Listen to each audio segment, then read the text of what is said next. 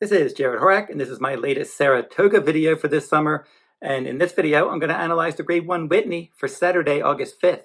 Now, if you're interested in checking out all of my handicapping articles that I've been writing at todaysracingdigest.com this summer, head on over to that website. A lot of content that I'm posting from Del Mar and Saratoga, stakes previews, stakes recaps, and much more. So head on over to todaysracingdigest.com to read all of that material. And if you're interested in a link, check out the description in this video. I'll provide a link to those handicapping articles. Now, the past performances in this video are courtesy of Today's Racing Digest.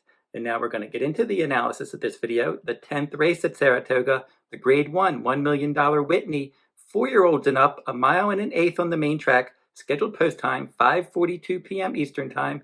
We have a 6-horse field, and we have a heavy favorite breaking from the outside post. But breaking from the inside post is going to be number 1, Zandon. He's 9-2 morning line, very consistent horse. 11 starts in his career, 2 wins, 5 seconds, and 3/3. The only time he finished out of the top 3, he finished 4th in the slop in the Cigar Mile last year, and he's banked more than $1.7 million. He's run at Saratoga 2 times with a 2nd and a 3rd place finish. That was in the Jim Dandy and the Travers last summer. And at this 1 1/8 distance, he has 5 starts with a win, 3 seconds, and a 3rd. His win at this distance, the Grade 1 Bluegrass Stakes. Prior to that, he was 2nd by a nose in the Remsen. In the Risen Star Stakes, he finished 3rd. The Kentucky Derby, he finished 3rd last year. And then that Jim Dandy, he was 2nd. Travers was 3rd. Pennsylvania Derby, he was 2nd. So he's very consistent. He just runs his race. Typically a fairly fast horse as well. He earns good speed ratings, and he tries hard from off the pace each time. And then after that Cigar Mile, a disappointing effort as the beaten favorite in the slop, he came back this year, the Grade 3 Westchester at 1 mile around 1 turn at Belmont Park in May, and he rallied to finish 2nd. And then in the mile last time out, he ended up finishing 2nd behind Cody's Wish, the favorite in this race. So now he's stretching back out around 2 turns and reconnecting with his winning rider, Joel Rosario, who was aboard in his debut victory. So in his career debut, Rosario rode him to victory. Rosario also rode him to a runner-up finish in the Pennsylvania Derby and a 4th place finish in the Cigar Mile. So now this is his 3rd start of the year, getting back out around 2 turns, should save all the ground, trying to rally from off the pace. Number 2, Charge It. This is a son of Tap It for trainer Todd Pletcher, and he's run 10 times with 4 wins and 3 seconds. Never run at Saratoga, and he's run twice at the 1 1/8 distance with just 1 2nd place finish. That 2nd place finish was after his maiden win. That was at Gulfstream Park, February of 2022, where he broke his maiden in a 1-turn mile by 8 lengths. They stretched him out in the Florida Derby, and he ended up finishing 2nd that day in his first start against winners. Then they threw him to the Wolves in the Kentucky Derby. He wasn't ready for that. He was 17th, beaten 28 lengths. And then he had his big breakout performance in the Grade 3 Dwyer, a 1-turn mile at Belmont. He tracked from 2nd, took over, and he won by 23 lengths. That was a huge effort as the favorite. But then he had some foot issues after that, and they couldn't get him back to the track again until this year. And in February of this year, a 1-turn mile at Gulfstream, optional claiming company, good start to his campaign, stalked the pace, took over, and he won by 1.5 lengths. He was much the best that day at 20 cents on the dollar. And then the Gulfstream Park Mile, a Grade 2, a 1-turn mile, endorsed, a horse that loves Gulfstream Park, was able to defeat Charge It that day, and he was the heavy favorite at 60 cents on the dollar. So he wasn't able to get the job done tracking the pace that day. And then the 1 1/8 Oaklawn handicap was his next start. And he's had a good trip. From the outside post, he was stalking out in the clear. He got to within a 1/2 length of the lead in the stretch, couldn't keep it going, ended up finishing 5th that day. Now, Last Samurai, who's also in this race, ended up finishing 2nd there, and that horse just loves Oaklawn Park. So then in his last couple starts for Charge It, the Grade 1 Met Mile, even 4th there. And then in his next start, the Grade 2 Suburban, he broke out with another big effort, his first big effort since the Dwyer Stakes. And in that race, he got up on the pace. He took the lead. He just, the pace wasn't super fast. It was a moderate pace, and he just took over, and he won easily by almost 5 lengths as the heavy favorite. So he towered over his competition in that last race. Now he's going to be facing some better horses here. The key to him, he needs to get out there and stretch his legs and run a good quality early pressing race. And we'll see how he can do from post 2. You would think his rider, John Velasquez, would want to get on or very near the early lead in here. He wants to have as much cushion as he can over a horse like Cody's Wish, because he's going to be finishing fast and he's going to want to get a big jump on that rival. Number 3 in here could be the key to the race in here. Number 3, Giants Game. He's 20-1 morning line for trainer Dale Romans, and he's one that does have some speed. So we'll have to see if he's able to mix it up with Charge It in the early going. And he's run 10 times, 3 wins, 2 seconds, and 2/3. He's one that he was always highly regarded. He broke his maiden back in 2021 at Keeneland when they stretched him out around 2 turns, and he won by 3. And then in the Breeders' Cup Juvenile in his next start in 2021, he ended up finishing a solid 3rd. Then they tried to get him on the Derby Trail in 2022, but he didn't do well. In the Holy Bull Stakes and the Tampa Bay Derby, he was up the track. So then they gave him some time off from March of 2022, and they restarted him and brought him back January of 2023. And he finished 4th in his first start. That was at 6.5 furlongs, just too short for him. He's done well since then. 1 turn mile, he finished 2nd by a half. Another 1 turn mile at Gulfstream in April, 2nd, beaten a couple lengths. And then they got him out over a route of ground again, and that's what he wants to do. Mile and 3/16 entry-level allowance race at Churchill Downs. He wired the field in that race on May 11th, clicked right back in the grade 3 Cornhusker at this 1 1/8 distance from the inside post. He got the early lead, and he was able to prevail by 3/4 of a length. So Martin Garcia was aboard for his last couple starts, and now he's got Luis Saez aboard here. Saez is an aggressive rider. After back-to-back 2-turn wins, going right out to the front, you would have to think that they're going to want to try to mix it up early. And if that does happen, Charge It could be the other one that he's ending up mixing up the pace. Number 4 in here is Last Samurai. I mentioned him from the Oaklawn handicap earlier.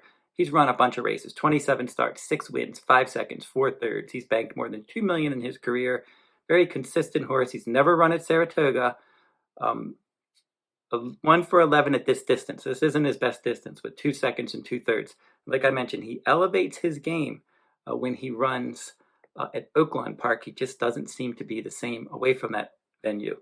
He was 5th in the Charlestown Classic last year. The Fayette Stakes, he was 3rd.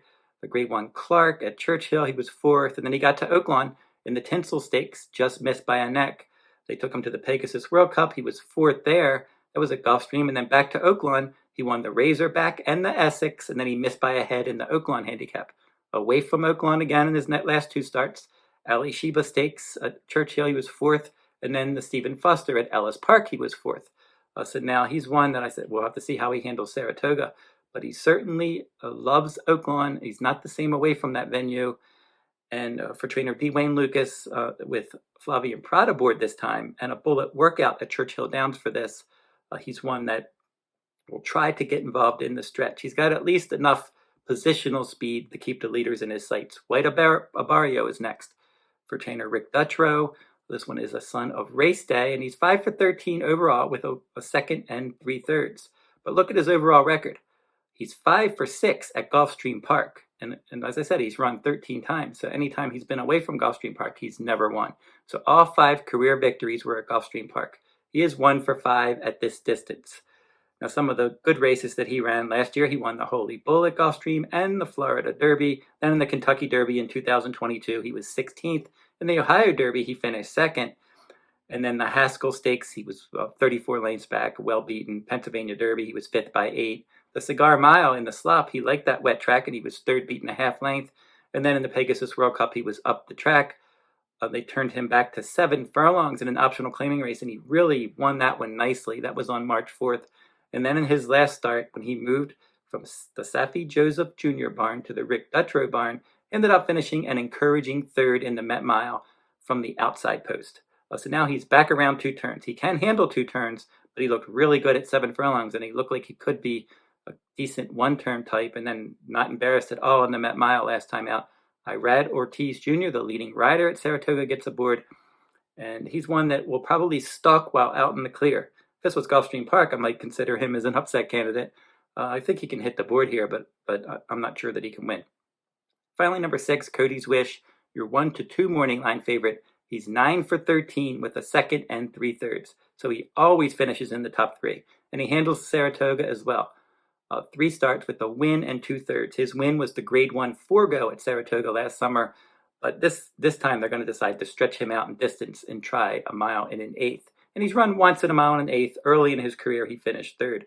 He's mostly been running in races 7 furlongs in a one-turn mile, and he's done so well. Broke his maiden in a one-turn mile at Churchill, and then he won his next 2 starts, an entry-level allowance race, non-winners 3 lifetime allowance race, all at Churchill, all one-turn miles. At Tampa Bay Downs, they stretched him out to 2 turns, March of 2022 in the Grade 3 Challenger Stakes, and he rallied from off the pace to miss by a neck in that mile in a 16th event on a good track. Back to a one-turn mile in the Westchester, that began a 6-race winning streak for him, May of 2022 in the Slop that day, romped by 5 lengths. The Hanshin Stakes, another one-turn mile at Churchill, won that one by a neck. His next start was the Forgo. I mentioned that one from last summer at Saratoga. He rallied to win that. Breeders' Cup Dirt Mile, a 2-turn 1-mile race at Keeneland last fall. He rallied from 12 lanes back to win that one by a head. And then his 2 starts this year, the Grade 1 Churchill Down Stakes at 7 furlongs on May 6th, and he dominated that one, rallied from last, went to first, and he won by almost 5 lengths. Then the Met Mile last time, he was sitting back in 8th in a 9-horse field, took over, and he won by more than 3 lengths, defeating Zandon and White Abarrio. Both of those horses are in this race. So now the big question for him is if he can get 2 turns in here, he's going to probably win this race. And he's handled, like I said, he's handled at least a mile in the Breeders' Cup Dirt Mile. And then the Challenger Stakes, he was just beating the neck. So you know he's going to be grinding away in the end. And if he can get enough pace help under Junior Alvarado for trainer Bill Mott, this son of Curlin could easily get the job done. So looking at this field, it's going to be tough to beat Cody's Wish. And I'm not going to try to beat him in here. I just think he's better than these. He's already defeated all of his competition. And it's not like some of these horses are win machines. Like I said, White Abarrio doesn't really run, doesn't win away from Gulfstream Park. Last Samurai, he's best at Oakland Park. The Zandon's only 2 for 11 lifetime, so he doesn't win that often. And then Charge It, sometimes you get a big effort from him, and then sometimes you don't. So we're going to have to see what we get from that horse. But I think that this one's all about on the outside Cody's Wish. So what I think is probably going to happen is they're going to try to go to the lead with Giant Game number 3. Luis Saez has to be intent on the lead after back-to-back front-winning victories. Charge It's going to want to be up on that pace, and I think there's going to be enough pace in here to set it up for number 6, Cody's Wish. Can't really make a win wager here. You might want to single him in pick 4s, pick 5, etc. But just a cold exacta. I'm going to put Zandon in second. He's just so consistent, and I can just see him saving all the ground. The horses that are up on the pace could get tired, and then when Cody's Wish passes them, they could get tired of chasing him, and then Zandon could be along to complete the exacta. So cold exacta, 6-1 in the Grade 1 Whitney. So don't forget to like, subscribe, and comment if you like this horse racing content. And again, go over to todaysracingdigest.com to check out all of my handicapping articles this summer. And until I see you next time, good luck at the races.